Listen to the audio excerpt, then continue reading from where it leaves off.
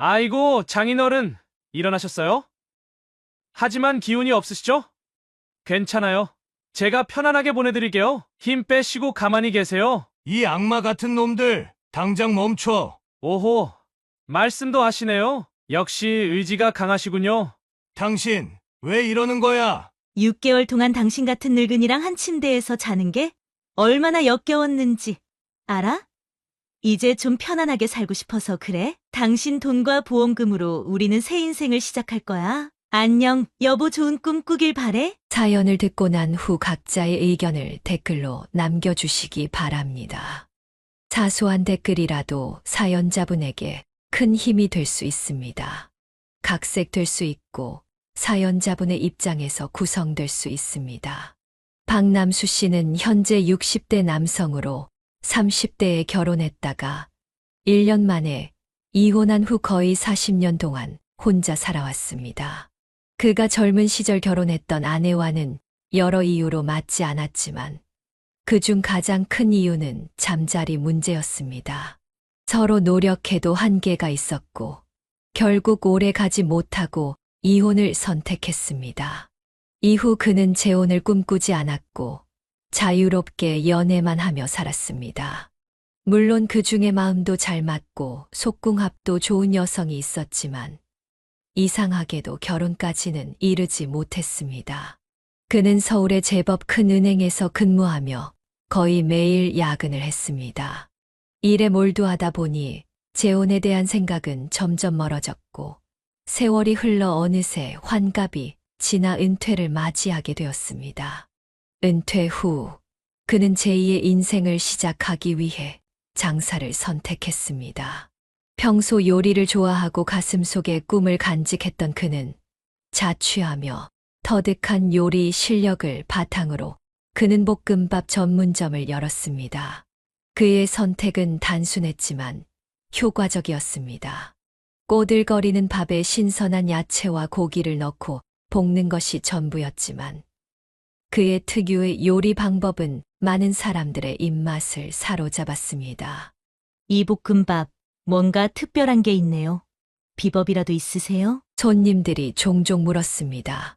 비법이라면 혼자 살면서 쌓은 경험과 정성이겠죠? 그는 겸손하게 대답했습니다.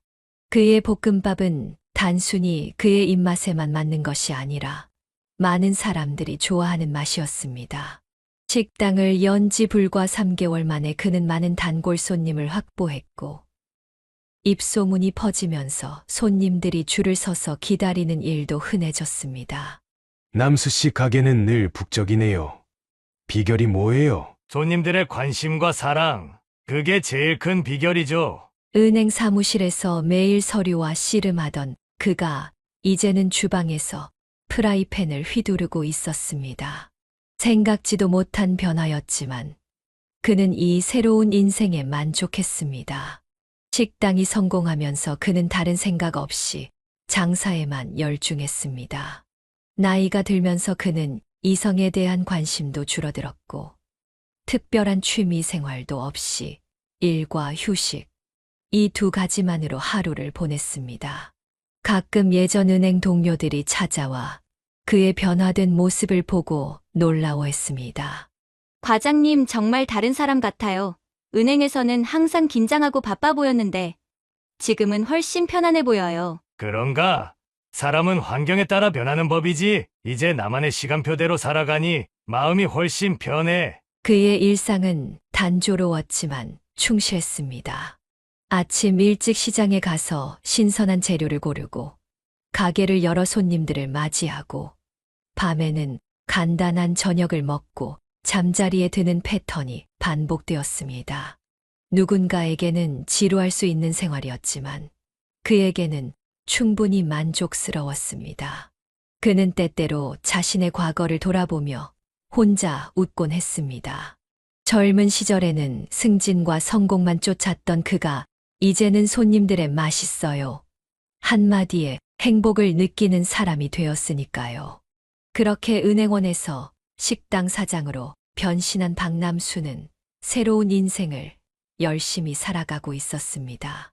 인생의 인연은 참으로 묘한 때에 찾아옵니다. 박남수의 식당이 안정적으로 자리 잡고 일상이 편안해질 무렵 예상치 못한 사랑이 그의 문을 두드렸습니다. 매주 수요일과 토요일이면 어김없이 찾아오던 한 여성 손님이 있었습니다. 그녀의 이름은 김선자였고 50대 후반의 우아한 여성이었습니다. 항상 단정하게 차려입고 볶음밥을 조용히 즐기던 그녀가 어느 날 식사를 마친 후 계산대에서 평소와 다른 말을 건넸습니다. 사장님, 혹시 시간 괜찮으시면 가게 밖에서 한번 커피라도 함께 하실래요? 순간 박남수는 놀라움에 잠시 말문이 막혔습니다. 호의를 거절하기에는 그녀의 눈빛이 너무 진지했습니다. 손님이 이런 제안을 하시니 당황스럽네요. 제가 뭐 특별한 사람도 아닌데. 아니에요. 사장님은 참 따뜻한 분 같아서요. 볶음밥을 드시는 손님들에게 항상 진심으로 대하시는 모습이 보기 좋았어요. 그는 잠시 고민했지만 오랜만에 찾아온 이 작은 설렘을 무시할 수 없었습니다. 그럼 다음 주 월요일에 가게 쉬는 날이니 그때 만나 뵐까요? 그렇게 시작된 첫 만남은 두 사람 모두에게 특별했습니다. 가게 근처의 조용한 카페에서 그들은 자신들의 과거를 솔직하게 나눴습니다. 선자도 그와 마찬가지로 이혼 후 혼자 딸을 키우며 살아왔다고 했습니다. 그녀의 진솔한 이야기에 박남수는 자신도 모르게 마음의 문을 열게 되었습니다.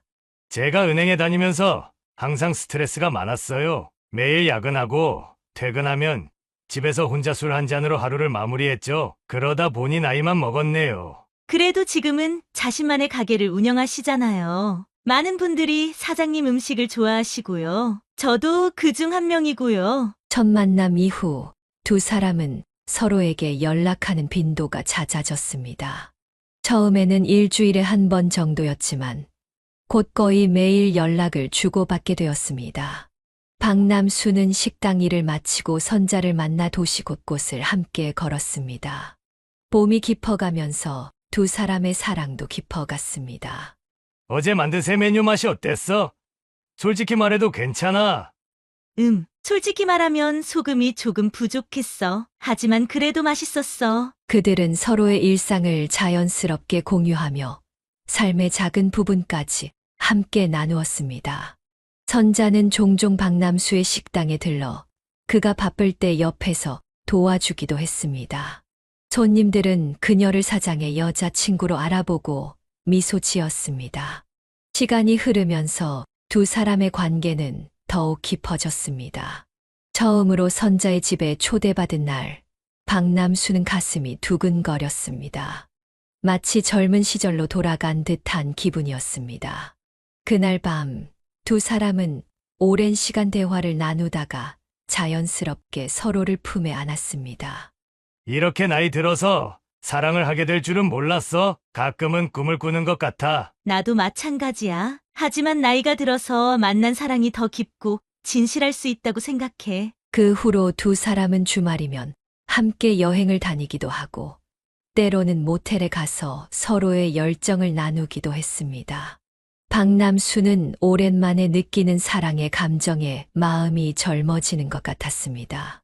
아침에 눈을 뜨면 가장 먼저 선자에게 문자를 보내고 밤에 잠들기 전 마지막으로 그녀의 목소리를 듣는 것이 일상이 되었습니다. 이렇게 박남수와 선자는 마치 이팔 청춘처럼 뜨겁고 순수한 그러면서도 성숙한 사랑을 나누었습니다. 그는 이 사랑이 언제까지 지속될지는 모르지만 선자와 함께하는 시간 동안에는 최선을 다하기로 마음먹었습니다. 그의 인생에 찾아온 뜻밖의 사랑은 이제 그의 삶의 중요한 부분이 되었습니다. 그녀와의 연애가 4개월째에 접어들 무렵 박남수의 삶에 또 한 번의 전환점이 찾아왔습니다. 그날은 평소와 같이 식당 문을 닫고 선자의 집에서 함께 저녁을 먹는 날이었습니다. 선자는 특별히 정성을 들여 음식을 준비했고 테이블에는 와인까지 놓여 있었습니다. 그는 무언가 특별한 일이 있을 거라고 예감했지만 그것이 결혼 제안일 줄은 몰랐습니다. 저녁 식사를 마치고 소파에 나란히 앉아 와인을 마시던 중 선자가 갑자기 진지한 표정으로 말을 꺼냈습니다. 우리 같이 살면 어떨까? 이제 매일 헤어지는 게 너무 아쉬워. 박남수는 잠시 말을 잇지 못했습니다. 그녀의 말이 단순히 동거를 의미하는 것인지 아니면 결혼을 의미하는 것인지 확실하지 않았기 때문입니다. 같이 산다는 게 어떤 의미로 말하는 거야? 결혼, 혼인신고하고 정식으로 부부가 되는 거. 그의 표정이 굳어지는 것을 본 선자는 재빨리 말을 이었습니다. 거창한 결혼식은 필요 없어. 그냥 우리끼리 혼인신고만 해도 좋아. 이 나이에 남은 시간을 혼자 보내기는 너무 외로울 것 같아서. 박남수는 당황했습니다. 그는 선자와의 관계가 이렇게 빨리 결혼으로 이어질 거라고 생각하지 않았습니다. 그에게 재혼은 40년 동안 한 번도 진지하게 고려해 본 적 없는 일이었습니다. 갑자기 그런 말을 하니 좀 당황스럽네. 난 사실 재혼은 생각해 본 적이 없었어. 선자의 눈에 실망감이 비쳤습니다. 그럼 우리 관계는 어떻게 생각하고 있었어? 그냥 계속 이렇게 만나다가 언젠가 헤어질 거라고 생각했어? 아니, 그런 건 아니고 난 그냥 하루하루 즐겁게 지내면서 관계를 발전시켜 나가면 된다고 생각했어. 결혼이라는 형식이 꼭 필요할까? 이 나이에 언제까지 연애만 할 순 없잖아. 안정된 삶을 위해서는 서로가 책임지는 관계가 필요해. 난 내가 진심으로 나를 사랑한다면 결혼까지 생각하고 있을 거라 믿었어. 이런 대화는 그날 밤뿐만 아니라 이후 며칠 동안 계속되었습니다. 선자는 집요하게 결혼에 대한 이야기를 꺼냈고 때로는 눈물을 보이기도 했습니다. 박남수는 점점 압박감을 느꼈습니다. 계속 연애만 하고 싶다면 다른 사람을 찾아볼게. 난 정말 안정된 가정을 다시 꾸리고 싶어. 선자의 이 말에 박남수는 깊은 고민에 빠졌습니다. 그는 선자를 잃고 싶지 않았습니다.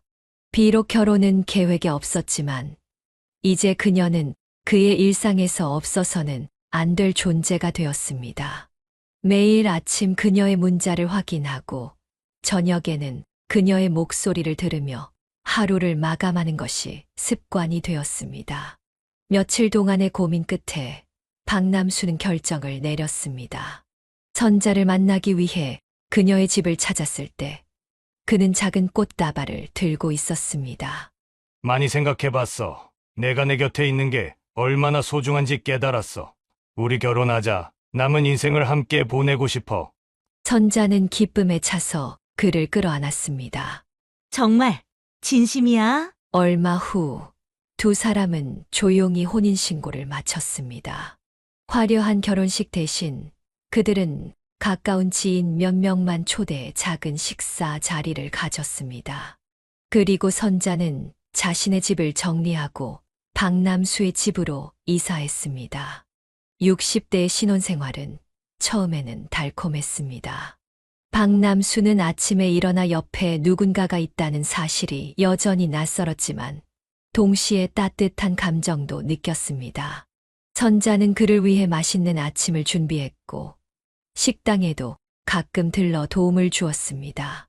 결혼하기 전보다 식당 장사가 더 잘 되는 것 같아. 너의 미소가 손님들을 더 많이 끌어들이나 봐. 요리 솜씨는 당신이 훨씬 좋지만 내 서비스 실력도 만만치 않거든. 그렇게 일주일 동안 둘은 행복한 시간을 보냈습니다. 하지만 인생이란 항상 예측 불가능한 법이죠. 그의 평화로운 신혼생활에 예상치 못한 변화가 찾아왔습니다. 결혼 생활 일주일 차, 박남수는 자신의 집 초인종이 요란하게 울리는 소리에 잠에서 깼습니다. 토요일 아침 그는 식당 휴무일이라 평소보다 늦잠을 자고 있었습니다. 선자는 이미 일어나 누군가와 현관에서 이야기를 나누고 있었습니다. 그는 잠옷 차림 그대로 현관으로 나가보니 놀라운 광경을 목격했습니다. 어머, 당신 일어났어? 우리 세경이랑 민호가 방문했어. 박남수는 눈을 비비며 자신의 앞에 서 있는 젊은 부부를 바라보았습니다. 여자는 선자를 닮은 모습이었고 남자는 키가 큰 젊은이였습니다. 그런데 더 놀라운 것은 그들 옆에 쌓여 있는 여러 개의 짐가방과 박스들이었습니다. 안녕하세요. 아빠 저는 세경이에요. 제 남편 민호고요. 처음 뵙겠습니다. 젊은 여성이 공손하게 인사했습니다. 박남수는 당황한 표정으로 선자를 바라보았습니다. 아, 그래 반가워. 근데 이 짐들은 뭐지? 선자는 민망한 듯 웃으며 그를 주방으로 이끌었습니다. 주방에 들어서자 그녀는 작은 목소리로 속삭였습니다. 있잖아, 우리 애들이 살던 월세집 계약이 끝났는데 새로 계약할 돈이 없대. 둘 다 취업 준비 중이라 수입이 없거든. 그래서 내가 잠시 우리 집에서 지내라고 했어. 잠시라니. 얼마나? 한 달 아니면 2달? 민호가 취업하면 바로 나갈 거래. 괜찮지? 우리 집도 넓은데 잠깐 같이 지내면 재밌을 것 같아서. 박남수는 깊은 한숨을 내쉬었습니다. 그는 결혼할 때 이런 상황을 전혀 예상하지 못했습니다. 40년 동안 혼자 살아온 그에게 갑자기 생긴 식구들은 큰 부담이었습니다. 당신, 이런 중요한 일을 왜 나한테 먼저 상의하지 않았어? 갑자기 다른 사람들이 우리 집에 들어와 사는 건 쉬운 일이 아니잖아. 선자의 얼굴에 서운함이 번졌습니다. 미안해. 그런데 우리 세경이가 어제 전화해서 너무 다급해 보였어. 엄마로서 어떻게 거절할 수 있겠어? 당신이 싫으면 내가 지금 돌려보낼게. 선자는 눈물을 글썽이며 말했습니다. 박남수는 마음이 약해졌습니다. 아무리 불편하더라도 아내의 딸을 거리로 내쫓을 수는 없다고 생각했습니다. 아니, 그럴 필요 없어. 그래. 한 달이나 2달 정도면 괜찮겠지. 근데 다음부터는 이런 중요한 일은 꼭 미리 상의하자. 박남수의 말에 선자는 안도의 미소를 지었습니다. 이렇게 박남수의 가정은 하룻밤 사이에 쌓인 가족이 되었습니다. 그의 조용했던 집은 갑자기 생기로 가득 찼습니다. 세경과 민호는 생각보다 조용하고 예의 바른 젊은이들이었습니다. 그들은 박남수의 집에 보탬이 되기 위해 노력했습니다. 세경은 어머니와 함께 집안일을 돕고 민호는 집 주변의 작은 수리나 무거운 물건, 운반 등을 담당했습니다. 혹시 식당에서 도움이 필요하시면 저희가 도울 수 있어요. 저희도 뭐라도 해서 보탬이 되고 싶어요. 민호의 제안에 박남수는 잠시 생각해 보았습니다. 그의 식당은 최근 손님이 많아지면서 혼자 감당하기 벅차다고 느낀 적이 있었습니다. 그래. 그럼 주말에 식당이 바쁠 때 도와줄 수 있겠니? 물론 월급은 지급할게. 정말요? 감사합니다. 저희가 최선을 다해 도울게요. 그렇게 세경과 민호는 주말마다 박남수의 식당에서 일을 돕기 시작했습니다. 세경은 홀서빙을, 민호는 주방 보조와 설거지를 맡았습니다. 그들의 도움으로 식당은 더욱 효율적으로 운영되었고 손님들도 젊고 활기찬 서비스에 만족했습니다. 식구들이 늘어난 덕분에 식사 시간도 더욱 풍요로워졌습니다. 선자와 세경이 번갈아가며 식사를 준비했고 네 사람은 함께 식탁에 둘러앉아 이야기를 나누며 식사했습니다. 처음에는 어색했지만 시간이 지날수록 그들은 하나의 가족처럼 편안해졌습니다. 아빠, 이 볶음밥 레시피 좀 알려주세요. 정말 맛있어요. 비법은 간단해. 밥을 미리 식혀두고 기름의 온도를 적절히 맞추는 거야. 나중에 식당에서 자세히 알려줄게. 가족들 모두 밝고 쾌활한 성격들이라 집안에는 웃음이 끊이지 않았습니다. 특히 민호의 재치 있는 농담은 식사 시간을 더욱 즐겁게 만들었습니다. 박남수는 자신도 모르게 이 새로운 가족 구성에 점점 적응해 가고 있었습니다. 식당에서 3사람이 함께 일할 때면 선자는 집에 혼자 있어야 했습니다. 이것이 박남수의 마음에 걸리는 유일한 문제였습니다. 하지만 그 외에는 모든 것이 예상보다 순조롭게 진행되었습니다. 혈연 관계가 아니었지만 그들은 서로를 진정한 가족으로 받아들이기 시작했습니다. 생각해보니 집안이 시끌벅적한 게 나쁘지 않네. 혼자 살 때는 몰랐던 즐거움이야. 박남수는 어느 날 밤 선자에게 속삭였습니다. 그의 말에 선자는 기쁜 듯이 미소를 지었습니다. 그렇지? 가족이 있다는 건 정말 좋은 일이야. 당신도 이제 외롭지 않을 거야. 동거를 시작한 지 약 한 달이 지났을 때 어느 평화로운 저녁 식사 후 선자가 거실 테이블에 서류 몇 장을 꺼내 놓았습니다. 박남수 씨는 TV를 보다가 문득 테이블 위에 놓인 서류들이 보험 가입 신청서임을 알아차렸습니다. 이게 뭐야? 보험 서류인 것 같은데. 선자는 활짝 웃으며 옆에 앉았습니다. 실은 내가 요즘 취미 삼아 보험 설계사 일을 시작했어. 나이 들면서 뭔가 새로운 걸 배우고 싶었거든. 그리고 조금이라도 경제적으로 도움이 되고 싶어서. 박남수는 놀란 표정으로 그녀를 바라보았습니다. 결혼 전에는 이런 이야기를 한 적이 없었기 때문입니다. 깜짝 선물처럼 성공한 모습을 보여주고 싶었어. 그런데 지금은 아직 실적이 부족해서 우리 가족이 먼저 가입해주면 큰 힘이 될 것 같아. 선자는 가족 모두를 위한 보험 플랜을 준비해 왔다고 했습니다.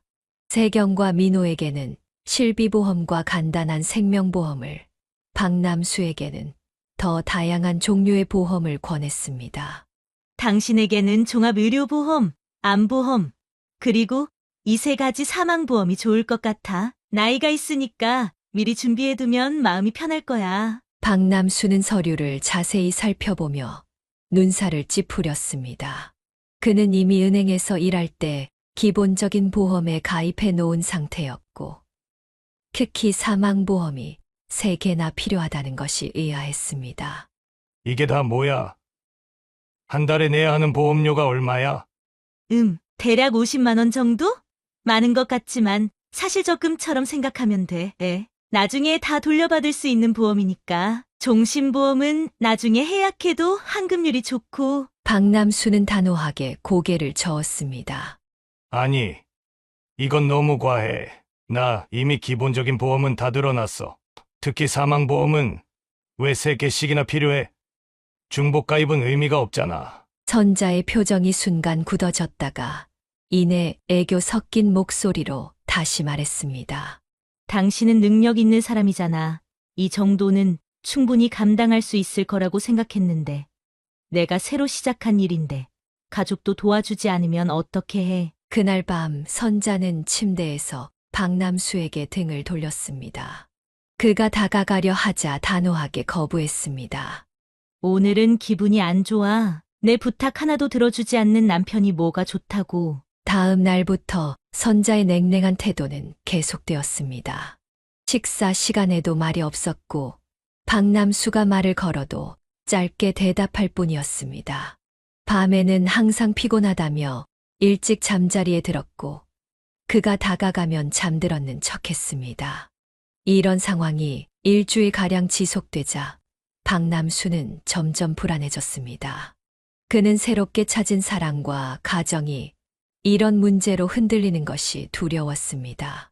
결국 그는 선자에게 다가가 타협점을 제안했습니다.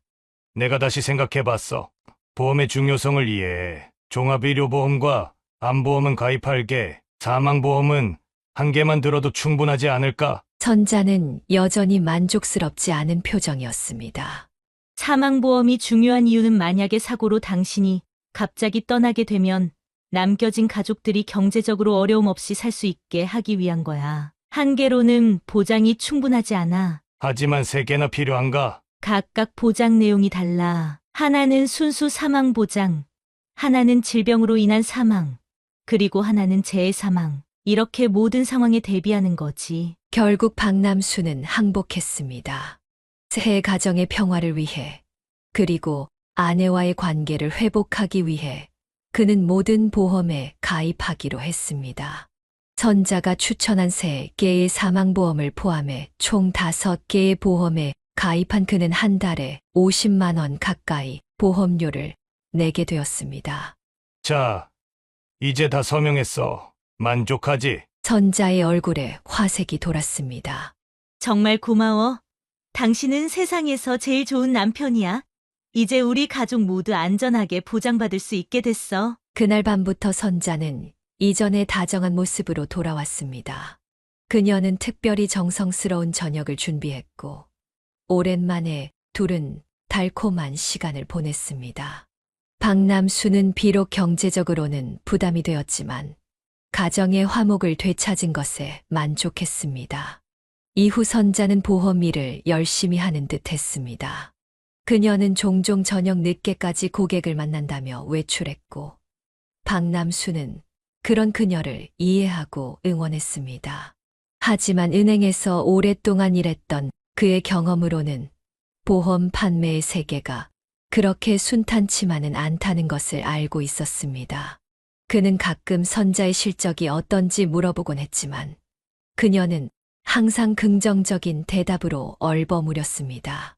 잘 되고 있어. 처음에는 힘들지만 점점 나아지고 있어. 당신이 도와준 덕분이야. 세경과 민호가 박남수의 집에 머문 지 거의 2달이 지났습니다.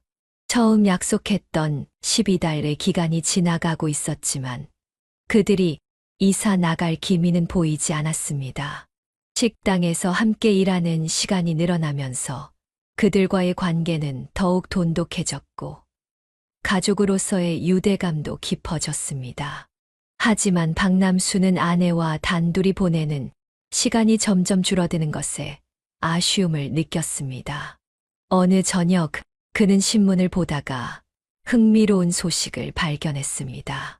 그가 수십 년간 근무했던 은행에서 계약직 사원을 모집한다는 공고였습니다. 경력직 우대, 연령 제한 없음, 3개월 수습 후 정규직 전환 가능이라는 조건이 눈에 띄었습니다. 이거 좋은 기회인데. 그는 중얼거렸습니다. 식사 시간, 박남수는 이 소식을 세경과 민호에게 전했습니다. 세경아, 민호야, 내가 오늘 좋은 소식을 들었는데 내가 전에 다니던 은행에서 계약직을 뽑는데 자격 조건도 그리 까다롭지 않고 연령 제한도 없더라고. 너희 둘이 한번 지원해보는 게 어떨까? 세경과 민호는 놀란 표정으로 서로를 바라보았습니다. 민호가 먼저 입을 열었습니다. 아버님, 저희한테 그런 제안을 해주시다니 정말 감사합니다. 하지만 저희는 지금 새아버님 식당에서 일하는 게 너무 즐겁고 보람 있어요. 세경도 고개를 끄덕였습니다. 맞아요. 게다가 저희가 갑자기 그만두면 아빠 식당은 어떻게 되나요? 요즘 손님이 많아서 바쁘잖아요. 박남수는 당황했습니다. 그는 세경과 민호가 은행 취직 소식에 기뻐할 것이라 예상했기 때문입니다. 식당 아르바이트보다는 은행 계약직이 월급도 더 많고 안정적일 텐데 말입니다. 내 말은 그런 뜻이 아니라 너희 미래를 위해서야. 식당 일은 언제든 다른 아르바이트생을 구할 수 있어. 은행에 취직하면 월급도 더 많고 나중에 정규직으로 전환될 가능성도 있잖아. 민호는 고개를 가로저었습니다. 아버님, 저희는 사실 대기업 취직보다는 자영업을 꿈꾸고 있어요. 언젠가 저희만의 작은 가게를 열고 싶거든요. 그래서 아버님 식당에서 경험을 쌓는 게 더 도움이 될 것 같아요. 그래? 창업도 좋지. 하지만 요즘 자영업이 쉽지 않아. 자본금도 필요하고 경험도 많이 필요하지. 회사에 다니면서 돈을 모으는 것도 하나의 방법일 텐데. 세경이 조심스럽게 말을 이었습니다. 사실 저희는 미래 계획이 있어요. 나중에 돈이 들어올 예정이라. 박남수는 의아한 표정으로 물었습니다. 돈이 들어온다고? 무슨 뜻이야? 아, 그냥 제 친척 중에 도와주겠다고 약속한 분이 계셔서요. 그래서 당장 돈 걱정은 안 해도 될 것 같아요. 박남수는 더 이상 묻지 않았지만 마음 한구석에 의문이 생겼습니다. 이 젊은 부부가 말하는 나중에 들어올 돈이 무엇인지 궁금했습니다. 하지만 그는 그저 자신의 과한 걱정이라고 자신을 다독였습니다. 며칠 후 박남수는 선자와 단둘이 있을 때 이 문제를 다시 꺼냈습니다. 세경이랑 민호가 은행 취직 제안을 거절한 거 알지? 좀 이상하지 않아? 월급도 더 많을 텐데. 선자는 한숨을 쉬었습니다. 그 애들이 요즘 젊은이들처럼 회사 생활보다는 자유롭게 살고 싶어 하나 봐. 이해해줘. 그건 이해. 하지만 언제까지 우리 집에 살 생각인지 모르겠어. 처음에는 12달이라고 했잖아. 벌써 2달이 지났어. 선자의 표정이 어두워졌습니다. 정말 그렇게 불편해? 세경이는 내 딸이고 집도 넓은데 조금 더 같이 지내면 어때? 불편한 건 아니야. 그냥 우리 둘만의 시간도 필요하지 않을까 싶어서. 선자는 잠시 침묵했다가 작은 목소리로 말했습니다. 알았어. 내가 애들한테 얘기해 볼게. 하지만 너무 서두르지는 말자.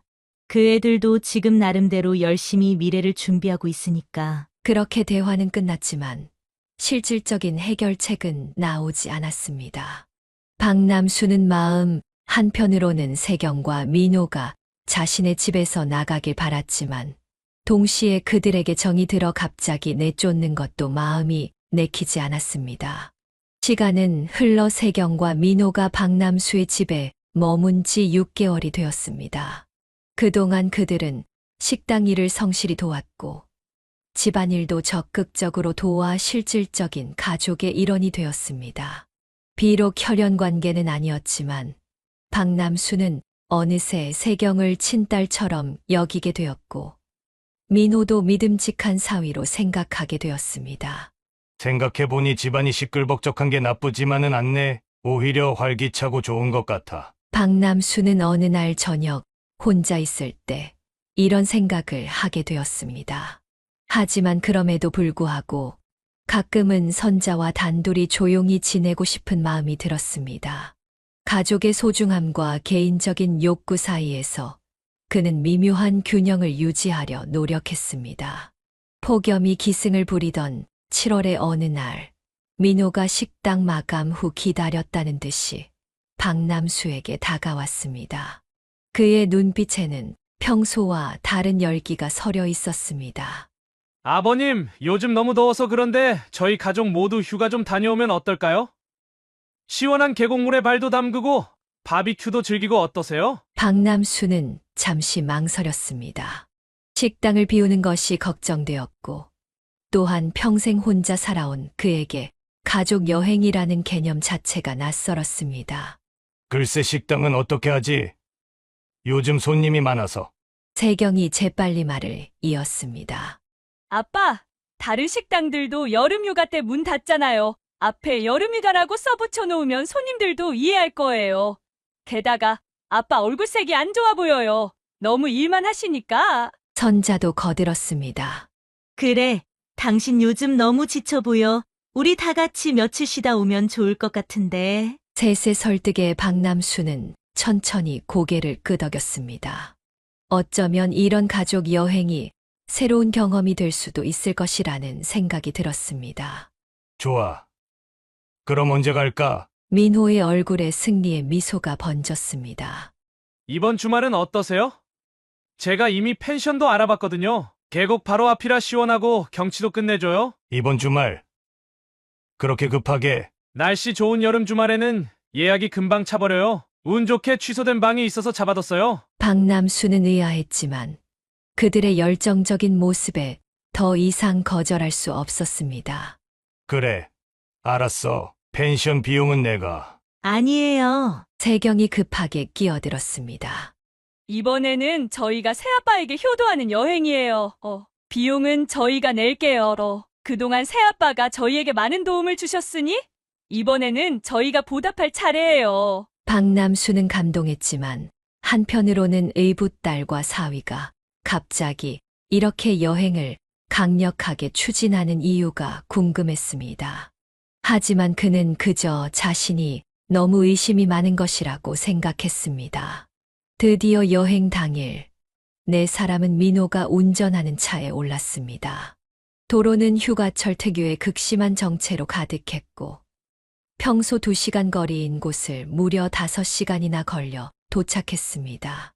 해가 이미 지고 있었기에 계곡 물놀이는 다음 날로 미루고 펜션에 체크인했습니다. 아버님, 오늘은 피곤하실 테니 저희가 준비한 바비큐 파티로 피로를 풀어드릴게요. 민호는 적극적으로 나서서 바비큐 준비를 했습니다.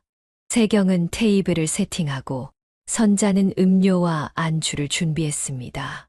여름밤의 시원한 바람 속에서 펼쳐진 바비큐 파티는 완벽했습니다. 자, 아버님. 오늘은 마음껏 즐기세요. 이 고기는 특별히 준비한 한우예요. 민호는 구운 고기를 박남수의 접시에 듬뿍 담아 주었습니다. 그리고 계속해서 그의 술잔을 채웠습니다. 아버님 건배해요. 우리 가족의 행복을 위해. 박남수는 처음에는 적당히 마시려 했지만 민호의 끊임없는 권유에 점점 더 많은 술을 마시게 되었습니다. 소주, 맥주, 와인까지 섞어 마시면서 그의 정신은 점점 흐려졌습니다. 민호야, 이제 그만. 많이 취한 것 같아. 아이고, 아버님. 이런 좋은 날 조금 더 마셔요. 평소에는 일 때문에 제대로 마실 기회도 없잖아요. 오늘만큼은 실컷 즐기세요. 밤이 깊어갈수록 박남수의 의식은 더욱 흐려졌습니다. 그의 눈꺼풀이 무거워지고 말이 점점 어눌해졌습니다. 마지막으로 그가 기억하는 것은 민호가 그의 잔에 또 다시 보라색 와인을 따르는 모습이었습니다. 이거 맛있네. 근데 좀 이상한 맛이. 특별한 와인이에요. 아버님만을 위한 거죠. 민호의 미소가 이상하게 보였지만 박남수는 이미 너무 취해서 제대로 판단할 수 없었습니다. 그는 결국 테이블에 엎드려 의식을 잃었습니다. 드디어 잠들었네. 계획대로 진행하자. 민호의 차가운 목소리가 어둠 속에서 울렸습니다. 선자와 세경의 표정도 갑자기 변했습니다. 더 이상 그들의 얼굴에는 가족적인 따뜻함이 없었습니다. 대신 냉정하고 계산적인 눈빛만이 남아 있었습니다. 확실해. 이대로 하면 의심받지 않을 거지? 선자가 물었습니다. 걱정 마세요. 전 이런 사례를 충분히 연구했어요. 여름철 계곡 사고는 매년 발생하고 음주 상태에서의 사고라면 더욱 의심받지 않을 거예요. 세 사람은 의식을 잃은 박남수를 바라보며 음침한 미소를 지었습니다. 그들의 계획은 이제 막 시작되고 있었습니다. 어서 차에 싣자. 새벽이 되기 전에 끝내야 해. 민호와 세경은 박남수의 팔과 다리를 잡고 그를 차량 트렁크로 옮겼습니다. 그의 몸은 완전히 무력해져 있었고 미약한 신음 소리만 내뱉을 뿐이었습니다. 선자는 주변을 살피며 아무도 지켜보지 않는지 확인했습니다. 선자의 눈에는 욕심과 기대감이 번뜩였습니다. 그녀에게 박남수는 단지 돈을 위한 수단일 뿐이었습니다. 6개월간의 연기는 이제 막을 내리고 진짜 계획이 실행되려 하고 있었습니다. 박남수의 의식이 희미하게 돌아오기 시작했습니다. 머리는 깨질 듯이 아팠고 온몸이 쑤셨습니다. 그는 눈을 떴지만 사방이 칠흑같이 어두웠습니다. 그가 누워있는 공간은 좁고 답답했으며 어딘가 달리는 듯한 진동이 느껴졌습니다. 여긴 어디지? 그가 몸을 움직이려 했지만 마치 천근의 무게가 온몸을 누르는 듯 했습니다. 손가락 하나 움직이기 힘들 정도로 몸이 무거웠습니다. 단순한 숙취라기에는 상태가 너무 심각했습니다. 그는 머릿속을 정리하려 애썼습니다. 어젯밤에 바비큐 파티를 했고 민호가 계속 술을 권했지. 그리고 그 뒤의 기억은 완전히 없었습니다. 정신을 차리려고 애쓰면서 그는 손을 뻗어 주변을 더듬어 보았습니다. 손에 닿는 것은 차량의 카펫 재질이었고 머리 위쪽은 단단한 금속 재질로 막혀 있었습니다. 이건 트렁크. 내가 왜 트렁크에? 그때 차량이 멈추고 밖에서 대화 소리가 들렸습니다. 박남수는 최대한 정신을 집중해 그 소리에 귀를 기울였습니다. 장모님, 그쪽으로 계속 가다 보면 내리막길이 나와요. 차가 겨우 한 대 들어갈 수 있는 길이니까 헷갈리지 마세요. 민호의 목소리였습니다. 박남수는 자신이 들은 내용이 믿기지 않았습니다. 걱정하지 말고 그나저나 트렁크에 있는 사람은 아직 정신을 못 차린 거야? 선자의 차가운 목소리에 박남수의 심장이 얼어붙는 것 같았습니다. 그의 가슴이 터질 듯이 뛰기 시작했습니다. 장모님, 제가 술에 수면제를 강하게 타서 줬으니까 쉽게 깨어나지 못할 거예요. 약효가 길게 가거든요. 우리 사위가 어제 정말 완벽하게 역할을 해줬어. 이제 계획의 마지막 단계만 남았네. 박남수는 공포로 몸이 굳어버렸습니다. 그의 머릿속에서 퍼즐 조각들이 맞춰지기 시작했습니다. 선자가 집요하게 권했던 보험 가입, 세경과 민호가 독립하지 않으려 했던 이유, 갑작스러운 여행 제안, 모든 것이 미리 계획된 것이었습니다. 장모님, 이게 확실한 거죠? 경찰에 걸리거나 의심받지 않을까요? 내가 이거 보험금 타먹은 사례를 충분히 연구했어. 가장 의심받지 않는 방법을 선택한 거라고. 한 번 더 설명해 줄게. 잘 들어봐. 박남수는 몸을 일으키려 했지만 여전히 수면제의 효과가 강하게 남아있어 거의 움직일 수 없었습니다. 그는 가슴이 무너져 내리는 느낌이었습니다. 자신이 그토록 믿었던 가족들이 자신을 죽이려는 계획을 차근차근 실행하고 있다는 사실이 믿기지 않았습니다. 하천바로 앞길에 차를 세우고 정신을 못 차리는 그 노인을 운전석에 앉혀. 그리고 기어를 중립으로 두면 차가 저절로 물속으로 빠져들 거야. 이 구간은 물이 바로 깊어지기 때문에 빠져나올 수 없을 거야. 보험사나 경찰이 조사해도 단순 침수 사고로 결론 날 거예요. 혼자 와서 차 안에서 술 마시다가 잠들었는데 기어를 실수로 중립에 놓아서 내리막길을 타고 물에 빠진 걸로 보일 거예요. 박남수의 눈에서 뜨거운 눈물이 흘러내렸습니다. 사랑한다고 맹세했던 아내, 친딸처럼 여겼던 세경, 믿었던 민호. 그들은 모두 자신의 돈과 보험금만 노리고 접근한 것이었습니다. 차가 다시 움직이더니 이내 멈추었습니다. 트렁크가 열리고 민호의 얼굴이 보였습니다. 그는 박남수를 보고 씩 웃었습니다. 아이고, 장인어른, 일어나셨어요? 하지만 기운이 없으시죠? 괜찮아요. 제가 편안하게 보내드릴게요. 힘 빼시고 가만히 계세요. 민호는 냉혹한 표정으로 박남수를 트렁크에서 끌어냈습니다. 박남수는 온 힘을 다해 저항하려 했지만 손가락 하나 제대로 움직일 수 없었습니다. 민호와 세경은 그를 운전석으로 질질 끌고 갔습니다. 이 악마 같은 놈들, 당장 멈춰. 박남수는 겨우 이 정도 말을 할 수 있었습니다. 오호, 말씀도 하시네요. 역시 의지가 강하시군요. 민호가 비웃었습니다. 당신, 왜 이러는 거야? 박남수는 선자를 바라보며 물었습니다. 선자는 차갑게 웃으며 대답했습니다. 6개월 동안 당신 같은 늙은이랑 한 침대에서 자는 게 얼마나 역겨웠는지 알아? 이제 좀 편안하게 살고 싶어서 그래? 당신 돈과 보험금으로 우리는 새 인생을 시작할 거야. 박남수는 충격으로 말을 잃었습니다. 그가 진심으로 사랑했던 여자의 입에서 나온 차가운 말들이 그의 가슴을 칼로 찌르는 것 같았습니다. 세 사람은 박남수를 운전석에 앉히고 안전벨트를 채웠습니다. 민호는 기어를 중립에 두고 브레이크에서 발을 뗐습니다. 차는 서서히 내리막길을 따라 움직이기 시작했고 곧 내린 첫 물가로 향했습니다. 안녕, 여보 좋은 꿈 꾸길 바래? 선자가 차가운 미소를 지으며 손을 흔들었습니다. 차가 물에 닿는 순간 박남수의 생존 본능이 폭발했습니다.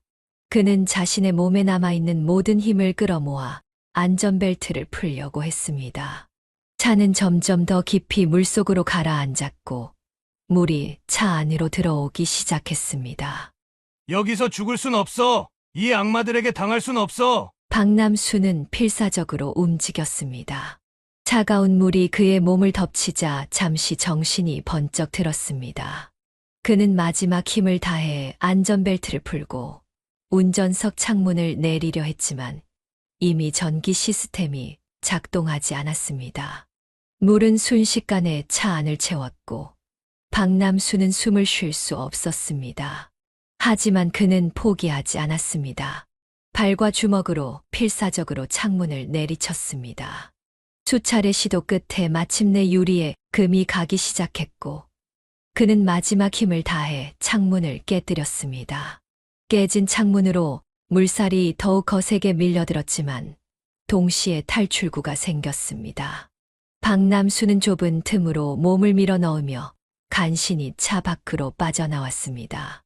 그의 폐는 터질 듯이 아팠고 시야는 흐려졌지만 그는 포기하지 않고 필사적으로 수면을 향해 헤엄쳤습니다. 박남수는 마지막 남은 힘을 다해 수면 위로 올라왔습니다. 그는 고통스럽게 공기를 들이마시며 사방을 둘러보았습니다. 검은 물살이 그를 계속해서 하류로 끌고 가려 했지만 그는 필사적으로 기력을 다해 물결과 싸웠습니다. 그의 몸은 여전히 수면제의 영향으로 둔했지만 죽음의 위기를 겪으며 본능적인 생존력이 그를 지배했습니다. 살아야 해 반드시. 저 악마들에게 복수해야 해. 그는 간신히 계곡 가장자리의 바위를 붙잡고 물 밖으로 몸을 끌어냈습니다. 온몸이 젖은 채로 그는 바위 위에 쓰러져 숨을 가다듬었습니다. 머릿속에는 여전히 선자와 세경, 민호의 차가운 눈빛과 잔인한 말들이 맴돌았습니다. 박남수는 간신히 몸을 일으켜 비틀거리며 걷기 시작했습니다. 어디로 가야 할지, 어떻게 도움을 구해야 할지 알 수 없었지만 본능적으로 도로 쪽으로 향했습니다. 그는 추위에 떨며 걸음을 옮겼습니다. 여름밤이었지만 젖은 옷과 충격으로 그의 몸은 얼음장처럼 차가웠습니다. 얼마나 걸었을까? 멀리서 헤드라이트 불빛이 보였습니다. 박남수는 마지막 힘을 다해 도로 중앙으로 비틀거리며 나갔습니다. 차량이 급브레이크를 밟으며 그 앞에 멈춰 섰습니다. 아저씨, 괜찮으세요? 차에서 내린 젊은 남성이 박남수에게 달려왔습니다. 박남수는 말하려 했지만 목소리가 나오지 않았습니다. 그는 그저 고개를 흔들며 도움이 필요하다는 신호를 보냈습니다. 온몸이 다 젖었네요. 계곡에 빠지신 건가요? 일단 차에 타세요. 병원으로 모셔드릴게요. 젊은 남성이 박남수를 부축해 차에 태웠습니다. 따뜻한 차 안에서 그는 조금씩 정신을 차리기 시작했습니다. 감사합니다. 박남수가 겨우 말을 꺼냈습니다. 괜찮으세요? 무슨 일이 있으셨나요? 남성이 물었습니다. 박남수는 잠시 망설였습니다. 자신의 이야기가 너무 황당해서 믿어주지 않을까 걱정되었지만 지금 상황에서는 진실을 말하는 것 외에 선택지가 없었습니다. 제 가족이 저를 죽이려고 했습니다. 그는 떨리는 목소리로 말을 이었습니다. 아내와 의붓딸, 그리고 사위가 보험금을 노리고. 젊은 남성의 표정이 갑자기 진지해졌습니다. 그는 차를 길가에 세우고 박남수를 똑바로 쳐다보았습니다. 자세히 말씀해 주시겠어요? 제가 강원경찰청 강력범죄수사팀 형사 김준호입니다. 박남수는 놀랐지만 동시에 안도감을 느꼈습니다. 우연히 만난 사람이 경찰이라니 이것은 분명 기적이었습니다. 그는 천천히 처음부터 자신의 이야기를 들려주었습니다. 황혼 재혼부터 시작해 보험 가입, 가족 여행, 그리고 방금 전 살인, 시도까지 모든 것을 털어놓았습니다. 그들은 제가 죽었다고 생각할 테니 아마도 아직 그곳에 있을 겁니다. 김준호는 차를 돌려 박남수가 물에 빠진 장소로 향했습니다. 동시에 무전기로 지원을 요청했습니다. 그들이 현장에 도착했을 때 마침 선자, 세경, 민호가 차를 타려는 참이었습니다. 저기 있어요! 박남수가 소리쳤습니다. 경찰입니다. 움직이지 마세요. 세 사람의 얼굴에 경악이 번졌습니다. 특히 선자는 박남수가 살아있는 것을 보고 창백해졌습니다. 어떻게 이럴 수가. 선자가 중얼거렸습니다. 남편, 당신 살아있었어? 그녀는 믿을 수 없다는 듯 눈을 크게 떴습니다. 그래, 살아있어. 내 희망대로 되지 않아서 미안하군. 박남수는 비통한 목소리로 대답했습니다. 민호가 갑자기 움직였습니다. 그는 재빨리 주변을 둘러보더니 그들이 경찰 한 명과 박남수밖에 없다는 것을 깨달았습니다. 장모님, 위험합니다. 도망가야 해요. 민호가 외쳤습니다. 다들 그 자리에 서세요. 살인미수 혐의로 체포하겠습니다. 하지만 세 사람은 이미 다른 계획을 세웠습니다.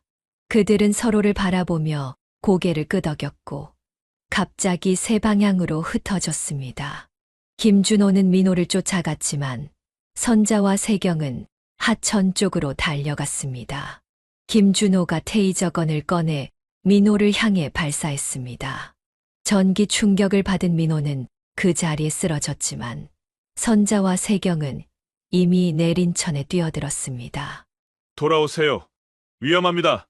물살이 매우 세요. 김준호가 외쳤지만 두 사람은 이미 강한 물살에 휩쓸리고 있었습니다. 엄마! 세경이 비명을 질렀습니다. 박남수는 그들이 물에 휩쓸리는 것을 지켜보았습니다. 증오와 분노로 가득 찼던 마음이 순간 동요했습니다. 하지만 그가 할 수 있는 것은 아무것도 없었습니다. 그 역시 간신히 목숨을 건진 상태였고 다시 물에 뛰어들 힘이 없었습니다. 얼마 지나지 않아 경찰과 구조대가 도착했습니다. 그들은 즉시 수색 작업을 시작했지만 밤이라 시야가 좋지 않았고 물살도 거세서 쉽지 않았습니다. 민호는 체포되어 경찰차에 실려갔습니다.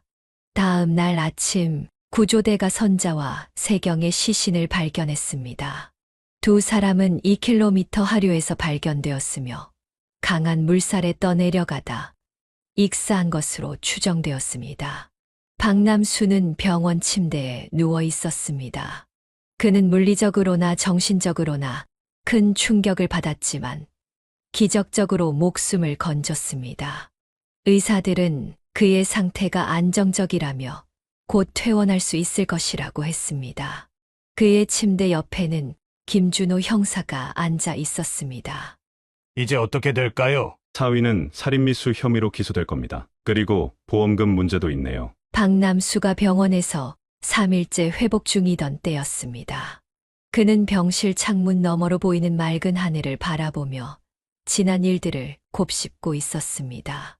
그의 삶이 송두리째 흔들린 사건은 아직도 악몽처럼 느껴졌습니다. 그가 사랑했던 아내, 친딸처럼 여겼던 세경, 그리고 믿었던 사위 민호. 그들이 자신을 속였다는 현실을 받아들이기가 너무 힘들었습니다. 문득 병실 문이 열리고 김준호 형사가 들어왔습니다. 그의 표정은 무겁고 진지했습니다. 어르신, 좀 어떠세요? 김준호가 침대 옆 의자에 앉으며 물었습니다. 몸은 많이 나아졌네.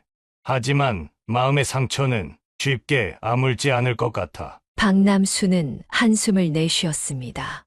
김준호는 잠시 침묵했다가 조심스럽게 말을 이었습니다. 안타깝게도 선자 씨와 세경 씨의 시신이 어제 발견되었습니다. 두 분 모두 내린 천 하류에서. 박남수는 말없이 고개를 숙였습니다. 그의 마음속에는 복잡한 감정들이 교차했습니다. 분노와 배신감, 그리고 이상하게도 조금의 슬픔까지. 아무리 그들이 자신을 해치려 했다 해도 인간의 죽음 앞에서는 무언가 숙연해지는 감정을 피할 수 없었습니다. 민호는요? 박남수가 물었습니다. 그는 현재 구치소에 있습니다. 살인미수와 보험사기 혐의로 기소되었고 재판을 앞두고 있습니다. 검찰에서는 최대한 중형을 요구할 예정입니다. 박남수는 고개를 끄덕였습니다. 최소한 민호만큼은 법의 심판을 받게 된 것이 다행이라고 생각했습니다. 그런데 김준호가 말을 이었습니다. 제가 오늘 특별한 소식을 전하러 왔습니다. 그는 서류 봉투를 꺼내 펼쳤습니다. 저희가 세 분의 금융 기록을 조사했는데 흥미로운 사실을 발견했습니다. 선자 씨와 세경 씨, 민호 씨, 이 세 사람 모두 상당한 액수의 보험에 가입되어 있었고 모든 보험의 수익자가 박남수 씨로 지정되어 있더군요. 박남수는 놀라서 말을 잇지 못했습니다. 무슨 뜻이죠? 아이러니하게도 그들이 어르신을 살해해 보험금을 타내려 했지만 선자 씨와 세경 씨의 죽음으로 인해 오히려 어르신이 그들의 보험금을 받게 되었다는 뜻입니다. 김준호는 서류를 넘겨가며 설명했습니다. 선자 씨는 사망보험 2개에 가입되어 있었고, 세경 씨도 생명보험과 상해보험에 가입되어 있었습니다. 모두 합하면 약 5억 7천만 원 정도의 보험금을 어르신께서 받으실 수 있을 것 같습니다. 민호 씨의 보험금은 그가 생존해 있기 때문에 해당되지 않고요. 박남수는 입이 떡 벌어졌습니다. 그는 도저히 상황을 이해할 수 없었습니다. 그게 어떻게 가능한가요? 왜 그들이 자신들의 보험금 수익자를 나로 지정했을까요? 김준호는 민호의 자백 내용을 설명했습니다.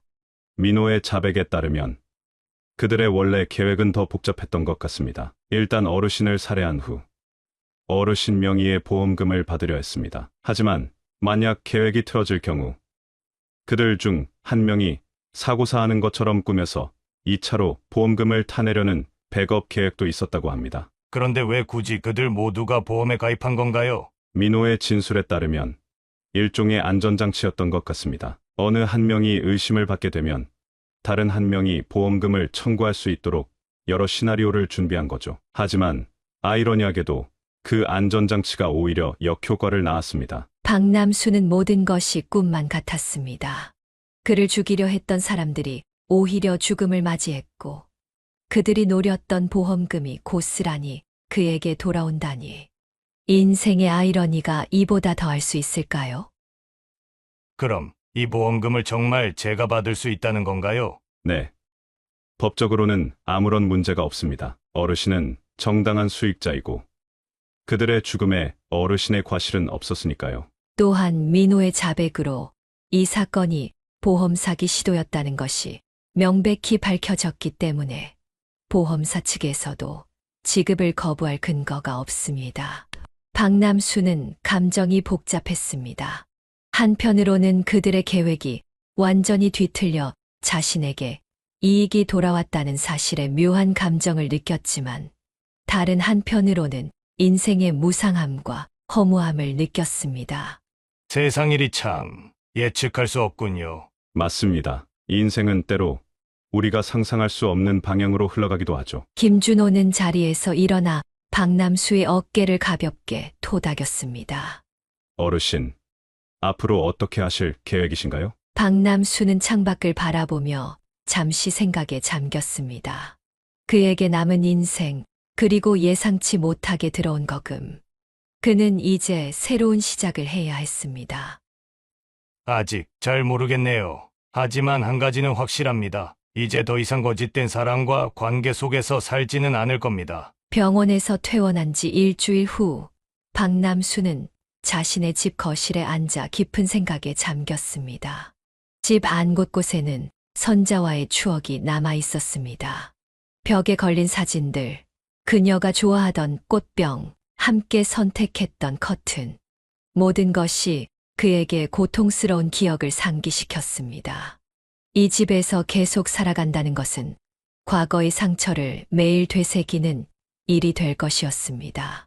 이제 정말 새로운 시작이 필요해. 그는 결심했습니다. 다음 날, 박남수는 부동산 중개소를 찾았습니다. 그는 자신의 집과 식당을 매물로 내놓기로 했습니다. 집은 좋은 위치에 있었고, 식당도 단골 손님이 많아 빠르게 매수자가 나타났습니다. 한 달이 채 지나지 않아 모든 재산을 현금화한 그는 이제 어디로 가야 할지 고민했습니다. 도시에서 멀리 떨어진 곳, 새로운 사람들, 새로운 환경, 모든 것을 새롭게 시작할 수 있는 곳이 필요해. 그는 인터넷으로 여러 지역을 검색하다가 포천의 한 마을을 발견했습니다. 산과 바다가 모두 가까운 조용한 마을이었습니다. 게다가 마침 그곳에 아담한 전원주택이 매물로 나와 있었습니다. 사진을 본 순간 그는 직감적으로 그곳이 자신의 새로운 집이 될 것이라고 느꼈습니다. 일주일 후 박남수는 평생 살아온 서울을 떠나 경기도 포천으로 향했습니다. 몇 시간의 운전 끝에 도착한 마을은 그가 상상했던 것보다 더 평화롭고 아름다웠습니다. 푸른 산을 배경으로 작은 집들이 옹기종기 모여 있었고, 멀리서는 바다의 향기가 느껴졌습니다. 그가 구입한 전원주택은 마을 외곽의 조용한 곳에 위치해 있었습니다. 2개의 침실, 넓은 거실, 그리고 작은 정원이 있는 아담한 집이었습니다. 정원에는 오래된 감나무가 한 그루 서 있었고, 집 뒤로는 작은 텃밭을 가꿀 수 있는 공간도 있었습니다. 여기서 새 인생을 시작하자. 그는 새 집의 문턱을 넘으며 중얼거렸습니다. 처음 몇 주는 집을 정리하고 필요한 가구를 들이는데 시간을 보냈습니다. 그는 모든 것을 새로 구입했습니다. 과거의 물건들은 과거와 함께 버리기로 한 것입니다. 새 침대, 새 소파, 새 식탁. 모든 것이 새로운 시작을 상징했습니다. 점차 마을 사람들과도 인사를 나누게 되었습니다. 그들은 도시에서 온 노신사에게 친절했습니다. 특히 옆집에 사는 김 할머니는 종종 손수 만든 반찬을 들고 찾아와 이야기를 나누곤 했습니다. 서울에서 오셨다면서요. 여기 생활은 어떠세요? 처음엔 적응하기 힘들었지만 이제는 이곳의 평화로움이 좋아요. 사람들도 정말 친절하고요. 박남수는 텃밭을 가꾸기 시작했습니다. 상추, 고추, 방울토마토. 자신이 먹을 만큼의 채소를 직접 기르는 것은 생각보다 즐거운 일이었습니다. 매일 아침 텃밭에 나가 식물들의 성장을 지켜보는 것이 그의 일과가 되었습니다. 또한 그는 오랫동안 미뤄두었던 취미 생활도 시작했습니다. 목공예, 그림 그리기, 낚시. 다양한 활동을 시도해보면서 자신에게 맞는 취미를 찾아갔습니다. 마을의 노인회관에서는 같은 또래 사람들과 함께 바둑과 장기를 두며 소소한 즐거움을 나누었습니다. 박 선생, 오늘은 내가 이길 테니 각오하시게. 허허. 김 선생, 지난번에도 그렇게 말씀하셨다가 세 판 연속으로 지지 않으셨나요? 이렇게 웃고 떠들며 지내는 시간이 쌓이면서 박남수는 점점 과거의 상처에서 벗어나고 있었습니다. 가끔씩 악몽에 시달릴 때도 있었지만 아름다운 자연과 따뜻한 이웃들 덕분에 그는 조금씩 치유되어 갔습니다. 어느 날 그는 마을 도서관에서 미술 동아리 회원을 모집한다는 공고를 보았습니다. 그림 그리기에 관심이 있던 그는 망설임 없이 가입했습니다. 그곳에서 그는 비슷한 관심사를 가진 사람들을 만났고, 특히 같은 또래의 이명희 씨와 자연스럽게 친해지게 되었습니다. 박 선생님 그림 실력이 대단하시네요. 전에도 그림을 그리셨나요? 아니요. 사실 처음 시작했어요. 평생 일만 하다가 이제야 이런 즐거움을 알게 됐네요. 이명희와의 만남은 박남수에게 새로운 활력을 불어넣었습니다. 그들은 종종 함께 마을 주변을 산책하며 그림의 소재를 찾거나 카페에서 차를 마시며 대화를 나누었습니다. 그것은 연애라고 부르기에는 조심스러웠지만 분명 특별한 우정 이상의 감정이었습니다. 인생은 정말 60부터인가 봐요. 박남수는 어느 날 이명희에게 말했습니다. 이렇게 늦은 나이에 새로운 시작을 할 수 있다니 신기해요. 이명희는 미소를 지으며 대답했습니다. 우리에게는 아직 많은 시간이 남아 있어요. 그 시간을 어떻게 보낼지는 우리의 선택이죠. 그렇게 박남수는 67세에 새로운 인생을 시작했습니다. 예상치 못하게 받게 된 돈 덕분에 경제적인 걱정 없이 그는 자신이 진정으로 원하는 삶을 살 수 있게 되었습니다. 과거의 아픔은 여전히 그의 일부였지만 이제 그는 그 아픔을 껴안고 앞으로 나아갈 수 있는 강인함을 갖게 되었습니다. 포천에서의 삶이 3년째 접어들면서 박남수는 과거의 상처를 완전히 치유하지는 못했지만 그것과 함께 살아가는 방법을 배웠습니다. 그는 이제 마을에서 꽤 유명한 인물이 되었습니다. 바둑 실력도 뛰어났고 자신이 가꾼 텃밭에 채소로 이웃들에게 음식을 대접하는 것을 즐겼기 때문입니다. 특히 볶음밥은 그의 전문 분야로 마을 행사가 있을 때마다 그의 볶음밥은 항상 인기 메뉴였습니다. 어느 가을날 마을 문화센터에서 인생 이야기 나누기라는 프로그램이 열렸습니다.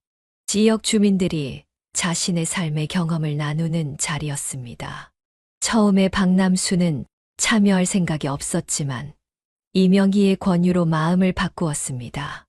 남수 씨 이야기는 많은 사람들에게 도움이 될 거예요. 특히 나이 들어 재혼을 생각하는 사람들에게요. 그렇게 박남수는 처음으로 자신의 이야기를 대중 앞에서 나누게 되었습니다. 그는 황혼재혼부터 시작해 선자와의 만남, 결혼, 그리고 그 후의 충격적인 사건들까지 솔직하게 이야기했습니다.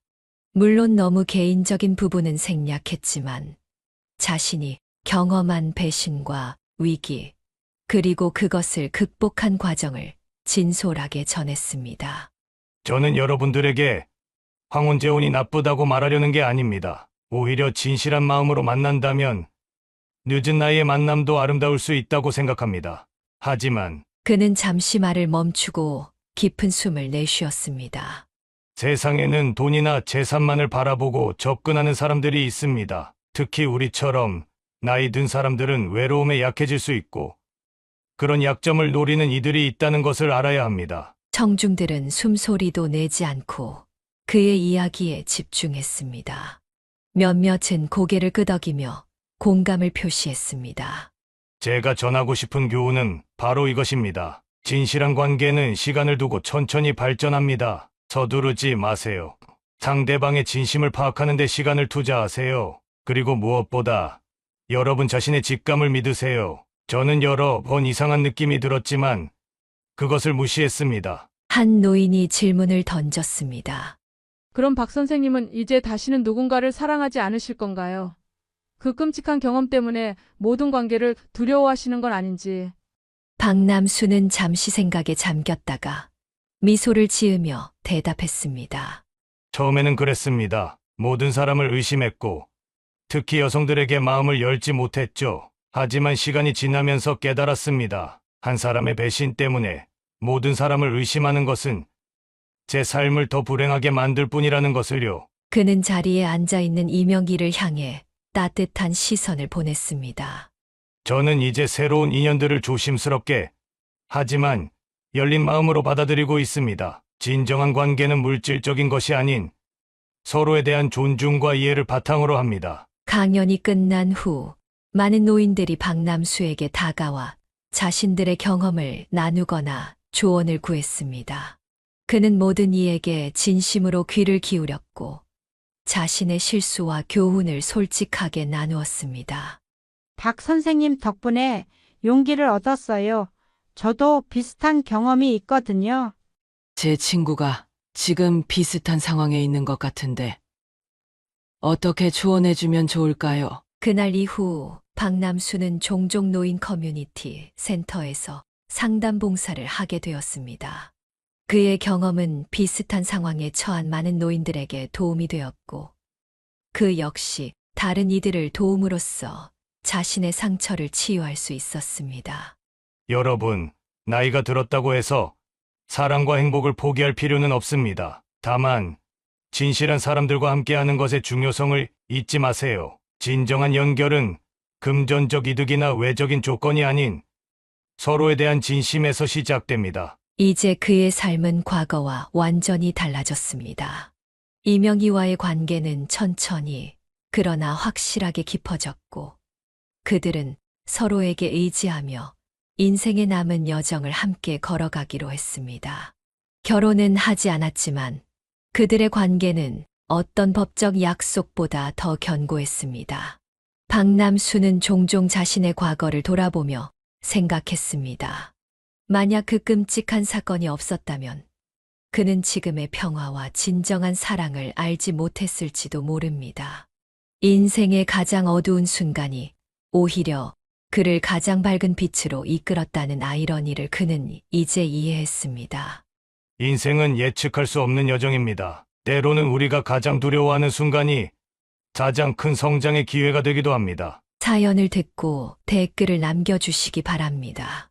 사소한 의견일지라도 사연자분에게는 큰 힘이 됩니다. 노골적인 악성 댓글은 사연자분에게 상처가 될 수 있으니 삼가주시기 바랍니다.